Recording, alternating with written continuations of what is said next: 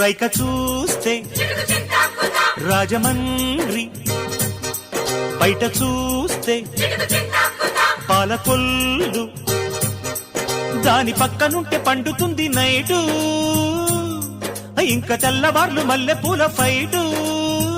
అమ్మతోడు అబ్బతోడు గుమ్మ పాప రైక చూస్తే రాజమండ్రి, బయట చూస్తే పాలకొల్లు.